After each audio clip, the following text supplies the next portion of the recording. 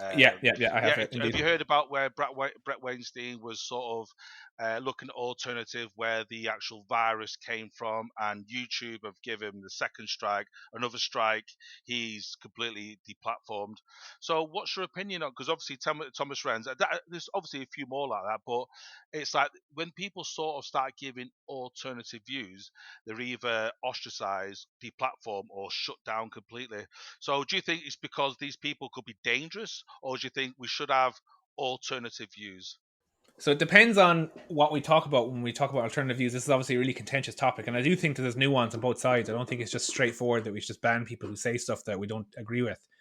The stuff that Brett has been coming out with now, the lab leak stuff is interesting.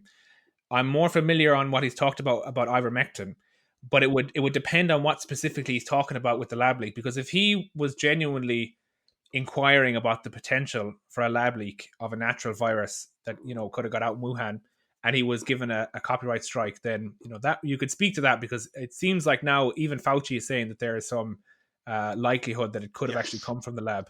The difference is if he was talking about it being a gain of function research virus that was given additional, let's say, functionality and additional kind of features to make it more deadly, or if he was suggesting that these were matters of fact, because that's the issue that I have with him with ivermectin, is that with ivermectin specifically, he's spoken about how this is, has been studied, it's demonstrated that it's effective, it's proven that it works on reducing the severity of COVID, and it needs to be implemented right now. The problem with that is that we don't actually have that data and those studies that confirm that it is actually effective. A lot of the studies that have been done are super questionable in quality. The biggest and most positive study, there was a meta-analysis that he shared on Twitter that basically analyzed a bunch of different studies about ivermectin, and it found in the conclusion that there was generally a positive correlation between using ivermectin and recovery from COVID. And there was one really big study that was driving that. Now, when I say really big, I don't mean big in terms of size, because the total number of participants in all of these studies, I think was 14, was only something like 2,600 people. When you compare that to the vaccine, at this point is tens of thousands in clinical trials, we're seeing the difference. But the biggest positive paper there that was driving that conclusion in the meta-analysis it was a preprint, and it's actually been retracted because there was evidence of data manipulation. And an example of that, and I mean, this is just absurd, is that one of the patients that they talked about in the study, this preprint that was retracted, that showed the most positive result. One, it was basically enacted by an advocacy group for ivermectin, which is kind of weird in itself because you're not supposed to have conflicting interests. But one of the patients in the study was reported to have left the hospital that they were studying on the non-existent date of the 31st of June 2020. So maybe it's an admin error, maybe it's a reporting error, but essentially this has been removed from the research paper that it was in because of evidence of data manipulation. So currently there's absolutely no evidence to suggest that ivermectin is effective. Studies are ongoing, and there's no silencing the discussion of ivermectin. What's being silenced is the suggestion that it's confirmed that it's useful and that we should be using it. The same way we would silence somebody who was saying that drinking bleach was effective at Yeah. stopping cancer. You Yeah. would Yeah. you wouldn't care about that on YouTube. You'd say, of course, that lunatic needs to be taken off because we know bleach doesn't. Well, it cures cancer and that it kills you if that's what you think curing cancer is. But that's the thing, that is it that they're just talking about these things, or is it that they're giving people confirmation about dangerous information that actually isn't confirmed? Those are two very different things. I also looked into Ivermectin from a studies angle. I saw exactly the same thing about this draft paper, this incomplete paper, got picked up, got redacted. But the problem is, a lot of other media outlets, even now, are still picking up old news stories and are still running with it as if it's a published paper. So I actually found a paper. Science, science a bit. The paper is from the 26th of May, 2021, and it was looking at the misleading clinical evidence and systematic review on ivermectin for the treatment of COVID-19. Right, just to sum, I mean, this is a several big long pages long, so I'm just going to summarize it and hopefully knock the viability of this drug for COVID on the head. But the clinical trials that were looked at, there were reported severe adverse effects ranging from ataxia to seizures, which had been occasionally been reported in the test subjects, I'm not sure if that's something I would want to take instead of a COVID vaccine, because you don't hear of that in COVID vaccine trials. To be effective, it required 9 times the maximum FDA-approved dose of the drug, which is believed to be the reason why the World Health Organization excluded Ivermectin from the trials in the first place. By February 2021, there were 22 different clinical trials, almost half of which were never registered, meaning that, as Corey said, they had selective outcomes, reporting biases, and the certainty of the evidence was extremely low. The paper that I read detailed another 39 studies, and again, basically, its conclusion of all of them was that it had serious methodological limitations and a very low certainty of evidence across Yeah, all those trials. exactly. And I want to touch on one thing as well. So you're absolutely right about all of what you said on ivermectin, and I do hope that people pick that up and they do. Again, this goes back to if you actually trust the sources, and I think if you don't trust peer-reviewed research, then you can't even know when you go outside if you're not breathing poison, because how do you ever know what's real and what isn't if you literally don't trust anything? But if you actually look, there's a drug that's being used currently for critically ill COVID-19 patients called Dexamethasone, and it's basically a white label steroid, an anti-inflammatory and an immunosuppressant. And this is basically the real ivermectin for people like Brett Weinstein and other kind of skeptics.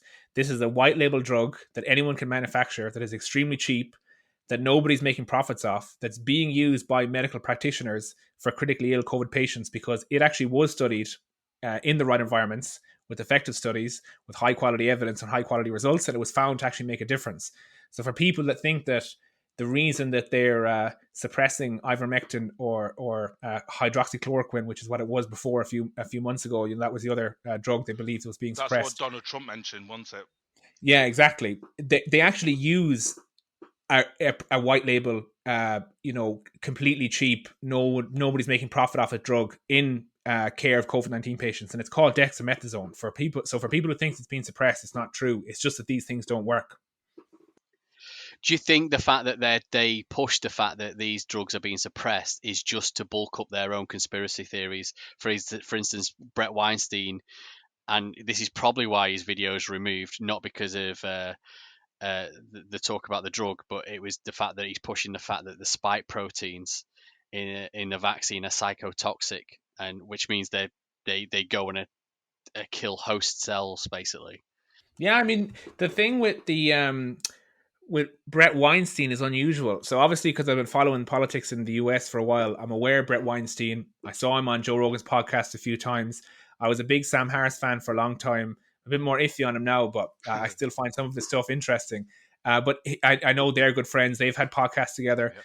And I don't know what the hell. It's like there's a meme where they talk about like what one SJW will do to like a motherfucker, and like it's an example of him, and like obviously his whole interaction with the college campuses and what he thought was like the crazy left wing and stuff.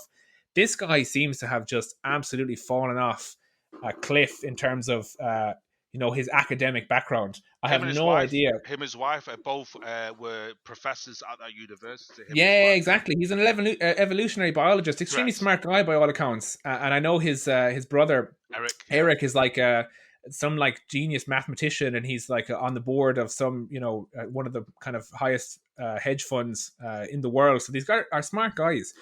But the stuff they're coming out with, it's just verifiably false. It's just bupkis. And like Sam Harris actually recently did a podcast talking about Brett Weinstein and talking about how he doesn't understand this kind of route that he's gone down. He said, he's a friend of mine. He's somebody that I think is very intelligent and that I trust, and I respect his belief on things.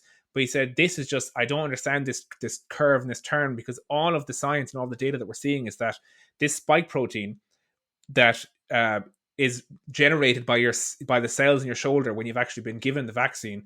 The idea that it's cytotoxic and that it travels and destroys your heart or your brain and destroys your lungs and all that sort of stuff, it's completely unsubstantiated.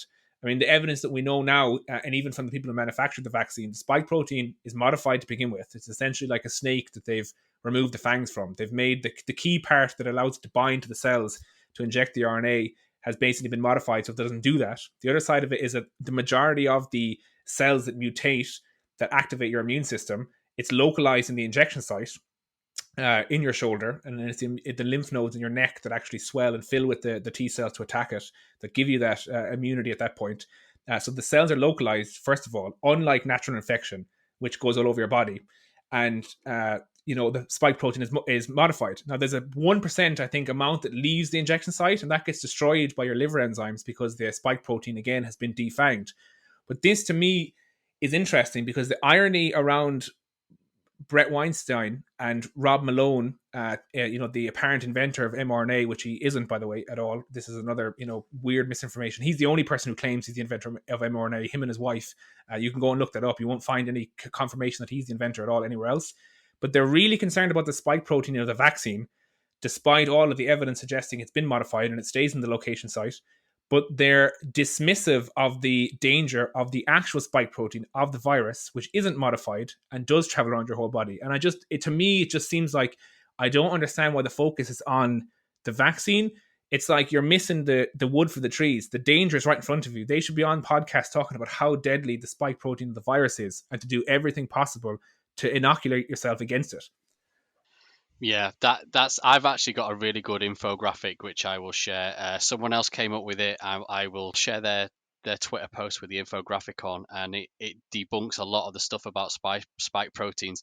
And I think when people start hearing, oh, spike protein, it just sort of goes over the head. So just to recap, I'm not a doctor. This is just what I've understood from doing my own independent research. Is what it's doing is it's training your body so that when it does come into contact with the virus, which looks very similar to it, but it's still got its poison attached, you've got like this it's like muscle memory, but for your immune system. So it goes, oh, I've seen this before. I'll generate all those antibodies that I generated when I got the jab the other day, and I'll fight the virus off a lot quicker than having to encounter it for the first time. Yeah, it's similar to to use like a combat sports analogy. It's like your immune system, when it hasn't seen any evidence of the virus before, and the virus comes at it. You've all seen videos of somebody who like decks a guy unconscious, standing behind him, completely like lamps him out because he's not expecting it. Versus a guy suited up with his like MMA gloves on and his shin pads and his mouthpiece in, and he's like facing the guy about to attack him. That's kind of a similar analogy of what the vaccine does. It basically just prepares your immune system to expect an attacker, and when you're prepared for an attacker, obviously you usually fare a lot better. So do you think the Brett Weinstein video, so by what you've both said to me there, so would you would say Brett Weinstein is dangerous to the public then because of the information he's giving out? Or do you think that's an alternative? So it's like you can give a sort of people can look at both sides, because it's not, I can understand David Icke. David Icke can scaremonger. Alex Jones can scaremonger. I totally understand that. But Brett Weinstein is obviously a biologist. Yes, he has his he's had his few challenges, and he does. People, I don't know if he's left or right or he's central. And I have seen what Sam Harris is, and people like Ben Shapiro said things about him. But do you think we should be silencing Brett Weinstein, or do you know what? I'll listen to him. Do you know what? I don't agree with him, but I'll stick to what I know. Or do you think we should be deplatforming him? My opinion, and I'm only basing this on the fact stuff that our former we mentioned Nick all the time. This is for the listeners. We mention Nick all the time. If you're a new listener, you've not listened to any of season 1, Nick was our original co-host with myself and Carlos.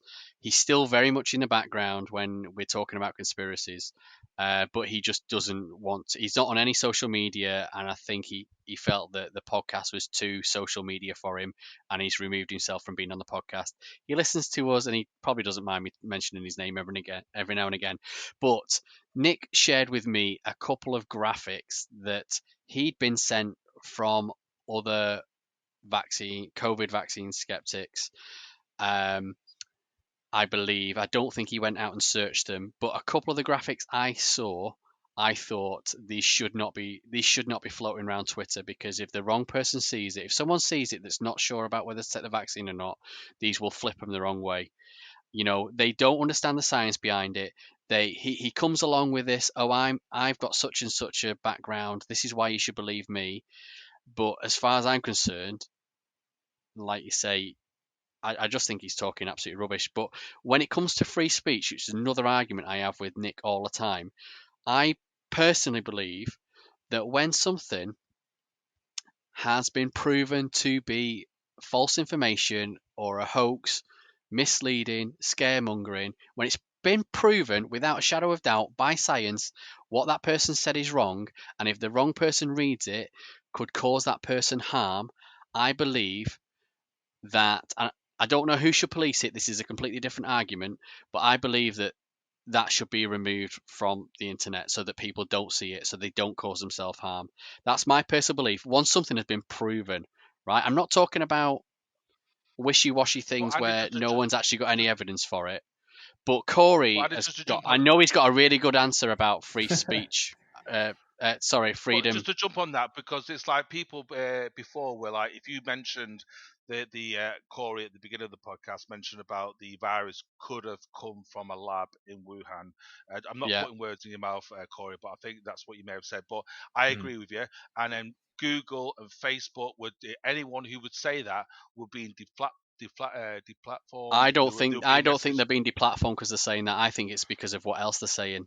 They're following that up with this was released on purpose, But therefore like something, as you something, mentioned, something. Fauci saying, yes, it could have come from. And also, I remember, which I've still got the letters. I don't think Donald Trump wrote it, but I'm sure someone did. I'll give it to you, Andy. You can put it on the podcast where Donald Trump wrote a letter to the WHO asking and literally bullet pointed. I think it was a four-page letter, bullet pointed about this. We knew about the virus, but then WHO said no, it's not. It can't be transmitted by human to human. X, Y, Z, and the whole media or social media and mainstream media across the world. What's this American saying? They were gaslighting Donald Trump, and now a year later we're going, oh, maybe Donald Trump was right. Maybe we have to look, because obviously anything what Donald Trump says is wrong, no matter what it is wrong.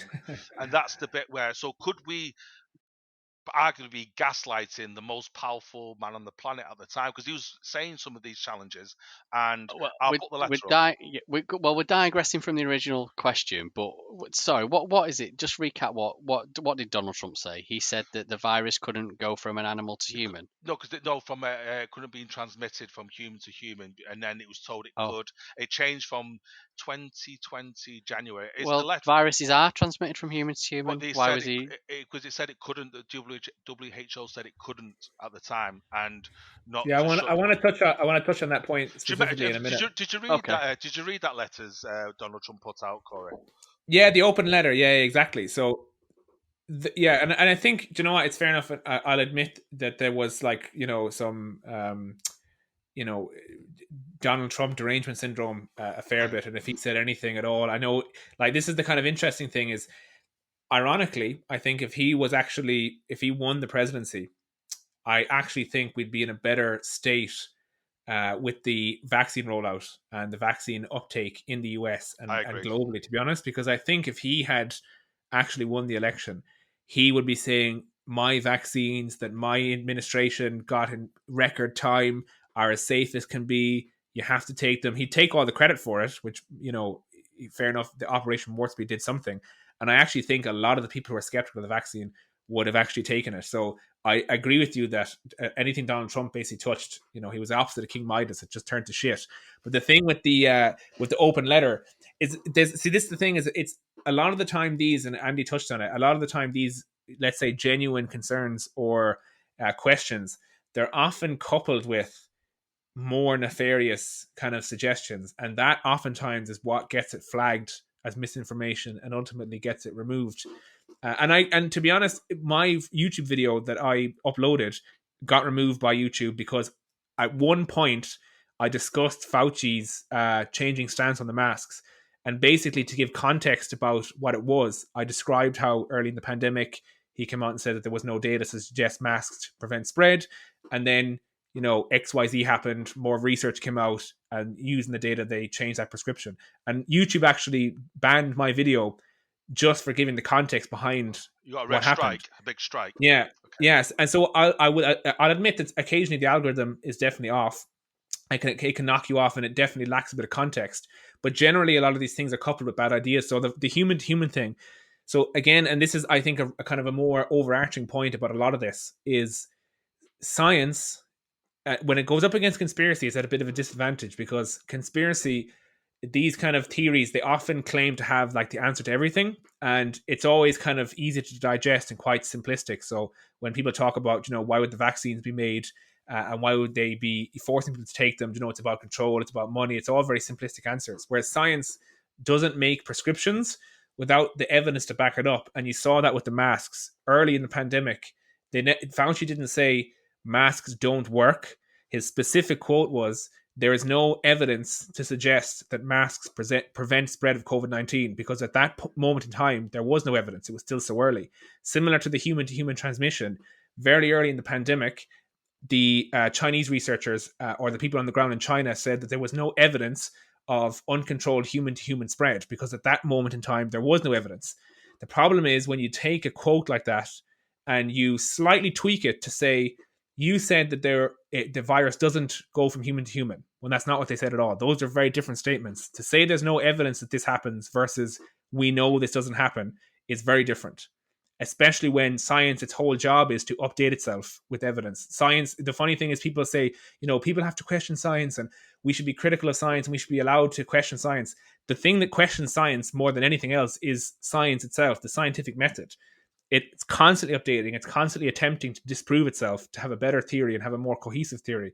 And that's where I think a lot of this stuff gets lost in the weeds, that people talk about a lab leak, but instead of saying it's possible that they were studying this natural virus and there was a mistake and it was leaked, what they say is it's some sort of conspiracy that either China leaked it on purpose, or there was gain of function research, and this is a virus that's been manipulated to be more deadly, and that leaked. It's often coupled with a kind of a more nefarious spin, because obviously people that are on the internet, you guys are podcast hosts, you know all about it. There's always got to be a bit of a rhetorical spin on things to make it more interesting, to get more kind of views, to get more people listening. So it's not really, interesting to say, well, the evidence suggests it could be this. It's more like, there's something going on, it's a bit suspicious. And it's that kind of peppering of misinformation on top of things that usually gets these things flagged and removed. Corey, do you want to mention freedom of choice, positive and negative freedoms sort of thing? Do you want to? I know you did a great TikTok video, basically just summarizing, you can't have positive without your negatives. So one of the kind of biggest conversations that's happening now is around mandatory vaccines, COVID passports, the ability to eat out if you're vaccinated and stuff like that. And a big criticism, let's say, from the COVID skeptical side is about freedom. So like somebody's freedom to not be vaccinated, or to make choices for their own their own body and their own medical decisions and everything else. And obviously, I was a big proponent of women's reproductive rights and the control over that, and that's often cited against me when they talk about, you probably voted for this in the referendum in Ireland, which we recently had a couple of years ago, but now you're against the freedom of choice, medical choice. And I think what people don't really understand when they think about freedoms is there's certain things in society that there's two sides to the coin of freedom. And there's the freedom that these people are talking about, the freedom to not have to take a vaccine, or not be, let's say, impeded by the government because they didn't do so, is what's known as a negative freedom. So that's the freedom from constraints. But what people don't realize is there's another side to the coin, and it makes sense when you think about it logically. There's something called positive freedoms, and that's the freedom of, let's say, me, you, or anyone to act upon our own free will and to basically realize the potential of our life. And when it comes to things like infectious diseases, or things that have externalities, or let's say side effects that affect people around us, negative freedoms, the freedom to be free from constraints, is fair enough, but your freedom stops at somebody else's freedom. So a good analogy to think about is the smoking ban. So I mean, if the smoking ban happened now, I shudder to think what the rhetoric would be like, if it would even be passed because of the similar thing. But somebody's freedom to go to the pub or to a restaurant, let's say a restaurant, because we'll include kids, right? That's a positive freedom. So that's the freedom to be able to go and to act upon their free will to do something. Now, a negative freedom being constricted would be telling somebody, okay, you can't smoke in a restaurant, And somebody might say, well, I'm smoking. It's my own, decision to smoke. If it has adverse health effects or if it has a bad side effect, I'm assuming that risk. I'm the one that's smoking. But they're ignoring the fact that they're impinging on the positive freedoms of the people that are around them that don't want to be, that maybe can't go to a restaurant if people are smoking in it because maybe they have lung problems or things like that. And this is everywhere in society. So similar to taxes, every month, if you are paying taxes, if you're not, working cash in hand, you get a certain percentage of your income removed by the government by force. Yeah. And if you refuse, the police, the government can mandate state violence to take your stuff away from you, to put you in prison, to lock you up, to literally make you a slave for a certain period of time.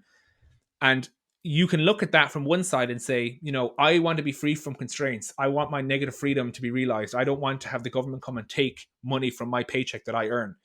But then the other side of that is the positive freedom to act upon your own free will is to assume that if you're sick, there's a hospital there. If you need to travel to work, there's a road there. There's a public transport bus there that you can take. And oftentimes people are very self-concerned with their own aspect of freedom and how it's impinged, but they don't think about the bigger picture. And there's a theory called social contract theory. And the idea is that essentially we all, as human beings, we buy into a social contract. So when you're in McDonald's or in something like that and you're queuing up for food, why do you queue up? Why do you stand behind everyone else and wait your turn? Or if you're in hospital, why It's do you not because we're British. Yeah, it's basically because if you skip the queue and you said F you to everyone that's behind you, what happens if the guy behind you skips you and the person behind that starts skipping them? And it naturally descends into chaos if we don't follow these social contracts. And there's certain things in society, like taxes, that we have to all buy into, even though it hurts us in the short term, because in the long term, it actually results in greater freedom for everyone. And in this situation, given the data, given the overwhelming science that suggests that the vaccines are very effective at preventing severe illness and hospitalization, that they reduce the chance of infection, although they don't remove it completely, the less people that are infected, the less chance of variants, the less chance of prolonging the pandemic to the point that the vaccines that we currently have, that protection wears off.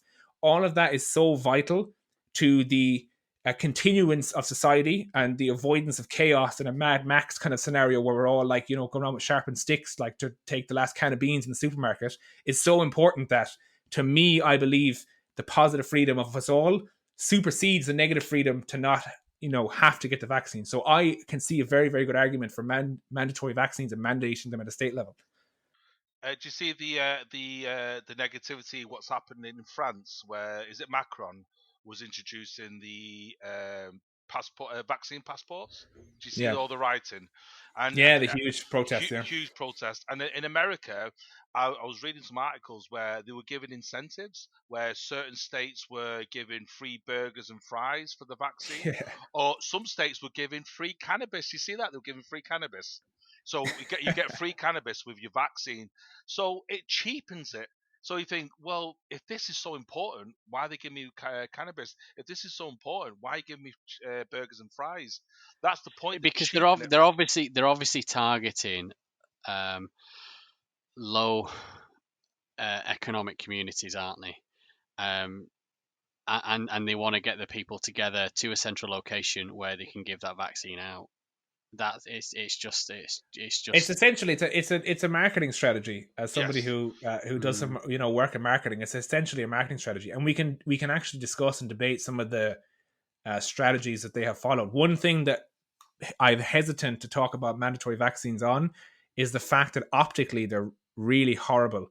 The idea that you force a vaccine into somebody is such a horrible thing to just rhetorically to talk about, similar to giving away free stuff to get people to take the vaccine. It sounds really bad. So we can argue the strategies and how maybe they've dropped the ball in terms of, one thing I would be interested to do, and this might be on your side of things, Carlos, is I know the mainstream media, they remove any opportunity for there to be, let's say, a sit-down conversation, let's say on the BBC, where you have the most notorious anti-vax or the COVID skeptic side, let's say their leader, their most sophisticated guy. David Icke is kind of tarnished, but let's say a kind of a clean-cut guy who has no other priors. Brett Weinstein. Who they put on BBC. Something like Brett Weinstein would be a perfect example, a respected person. Get him on BBC, sit him across from somebody who's camera ready, who's, you know, somewhat kind of sophisticated on the camera, has that good rhetorical strategy, has a bit of flair to them,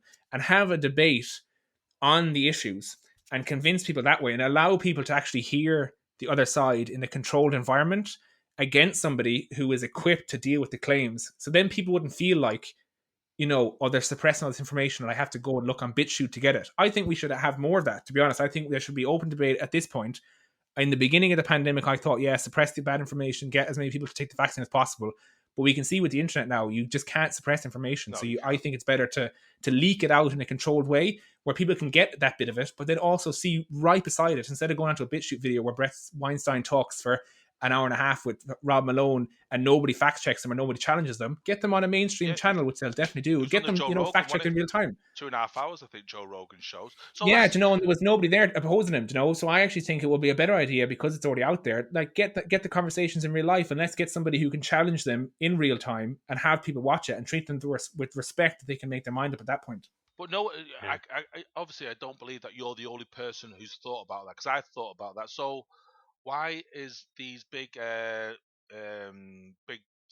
mainstream media giants like BBC, CNN, or ITV, Sky, why aren't they doing this? Why do you think they're not doing it? Why are they not? What you just said makes perfect sense. Why do you think they've not done it? I just think they're scared a little bit. I think in the beginning, I mean, a lot of this stuff is evolving in real time, and, you know, I suppose we didn't expect there would be such a movement, or at least I didn't, that there would be such a strong opposition to some of the science, and this idea that, you know, all of science can't be trusted. And I didn't expect that to emerge. Do you think they downplay the size of the movement? Because literally this week, I mean, so. I've heard other skeptics on another podcast I listen to talk about this happen, but yeah, my town's not massive, but literally on bus stops this week, we've started having basically anti-vax stickers just appearing on bus stops. Yeah, there was a protest in my city as well, and there was thousands of people there. And I think you're absolutely right. I think that they tried to subvert the size of the movement and try and make out like it was less of a big deal than it was, because I think they didn't want to, like, let's say, give it steam or platform it. Yeah, and I don't think that worked. Maybe as well, they are like me. I mean, I was really hesitant to do another COVID podcast because I just wouldn't want someone listen to this and to go the wrong way. Do you know what I mean? But that's why I think the best thing to do is kind of what you're doing here, is you're platforming it in a responsible way, where you have somebody on one side of the aisle, you have somebody who's asking genuine questions, who isn't like completely like batshit in the other side, you know, where they're basically saying, more serious kind of ramifications. Carlos is asking genuine questions that a lot of people have, and then you're in the middle and you're basically providing some context to some of the more scientific discussions. And I think that people at this point should be given the opportunity to have that happen, because to me, my whole thing with my TikTok, so on TikTok, my name is Politicory, for anyone who wants to check it out. So that's like politics, and then Corey, Corey, and all people come on and they're saying, why are you doing this? You know, you're not a doctor, you're not this, you're not that. The only thing I care about on the platform is dispelling misinformation, because I think if it removed all misinformation from the world about COVID-19, and you let people make a decision, if people choose not to vaccinate at that point, then we have a conversation. Okay, then fair enough. You know, they've made an informed decision, informed consent I keep hearing about.